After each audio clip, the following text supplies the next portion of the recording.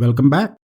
In this video, we will create an Azure Databricks service, launch a Databricks service workspace, and I'll give you a quick introduction to the workspace in the following video. So let's start. Let me go to the Azure portal and get started. Here we are. You might see Azure Databricks in the services list on your home page. However, if you don't see it here, you can search for it in the search bar. Let me search for it.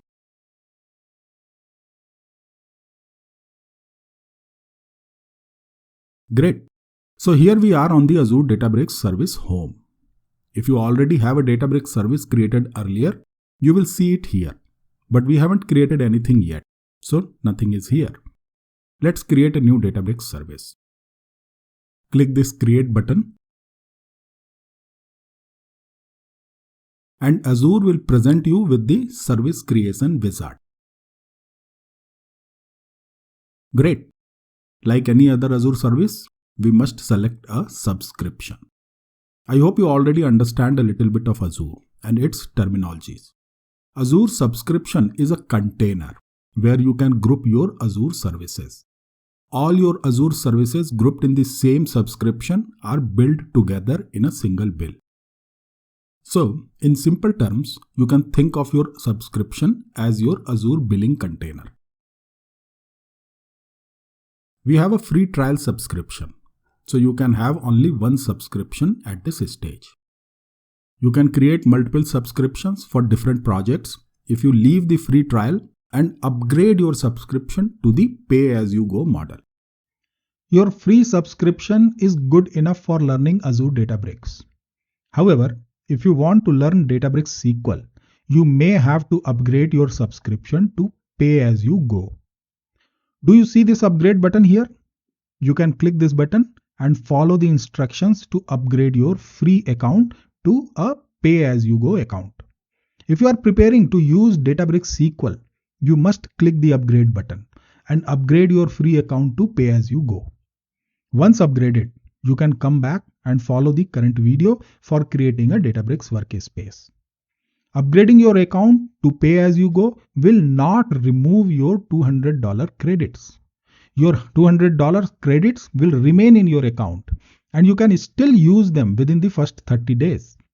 So upgrading to pay-as-you-go is better and it will remove some usage restrictions. But for now, we can use the free trial subscription and that's perfectly fine. The next one is to specify a resource group.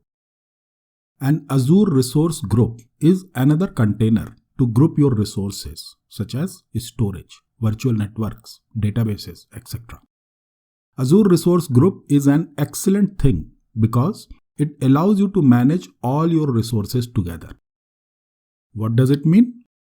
In a super simple term, if I delete a resource group, I'll be deleting all my resources in the same group. And that feature is pretty much helpful in cleaning your resources when you are done with your projects. Great. So I do not have any resource group yet because we haven't created any project and resources earlier.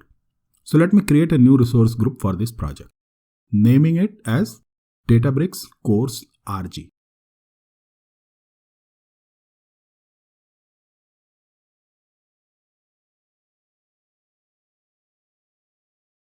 The subscription and resource groups are Azure containers. Now we come to the Databricks container called Databricks Workspace. Let me give it a name.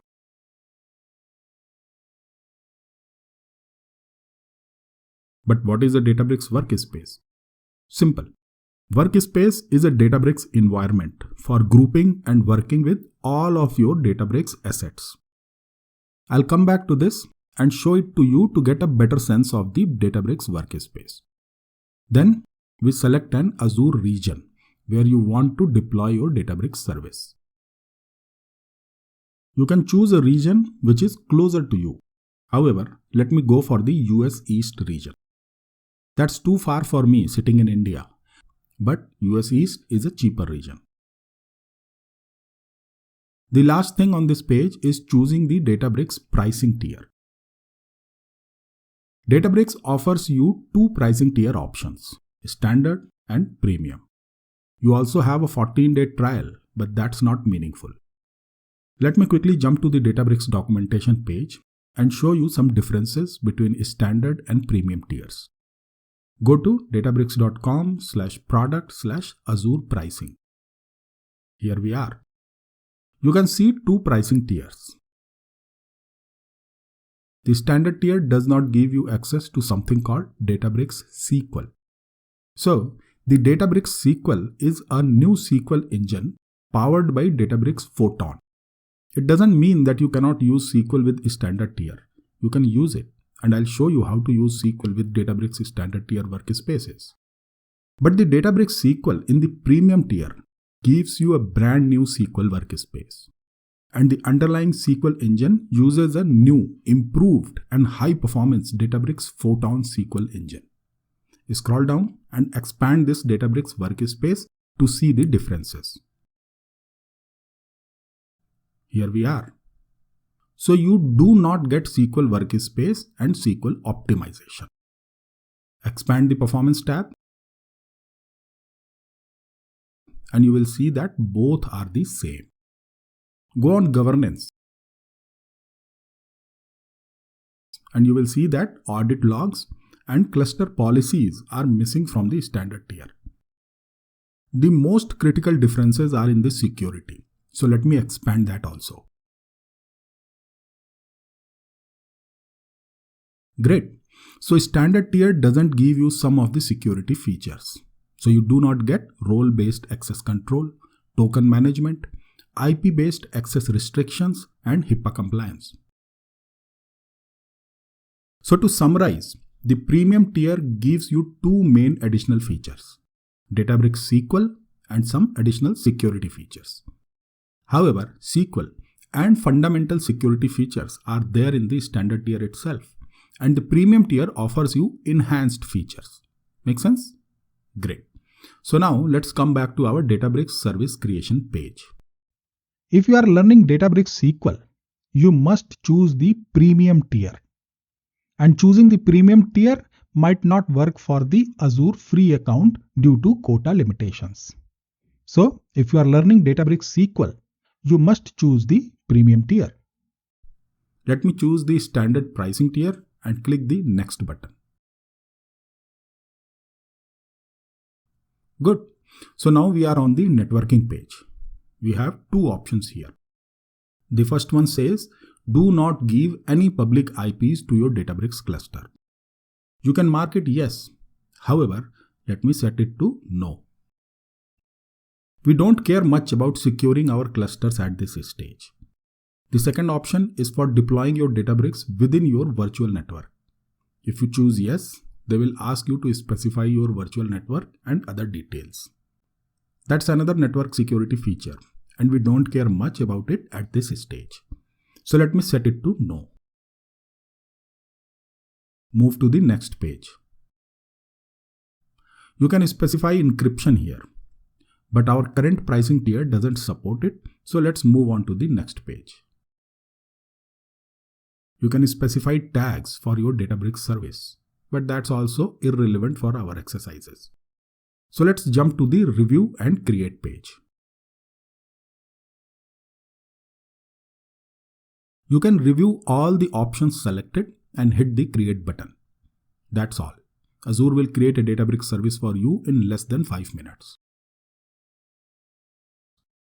The deployment is in progress, so I'll wait for 5 minutes and come back when complete.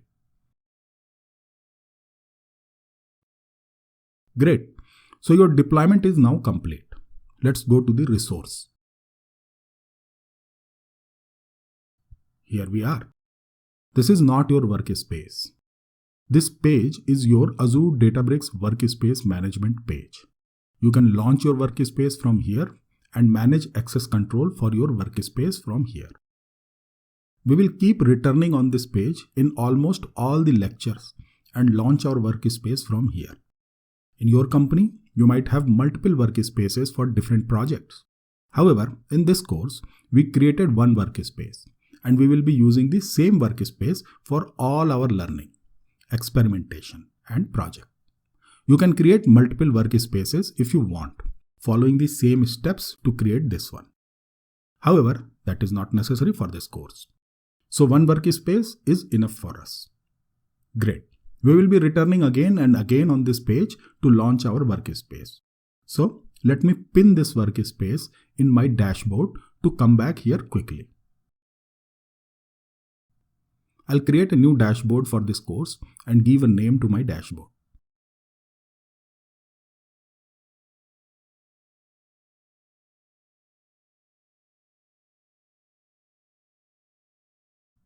That's all. Done. I'll show you the dashboard in the coming video.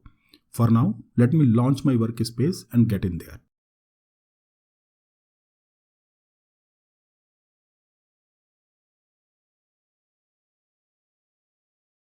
We are going into the Databricks Workspace, created in separate domain.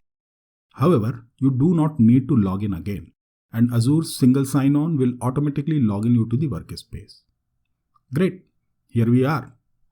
And this is how your Azure Databricks Workspace looks like. All your Spark development, testing, and deployment are done from here. In the following video, I'll walk you through the Databricks Workspace to become familiar with the user interface before we start using it. Make sense? Great. See you again. Keep learning and keep growing.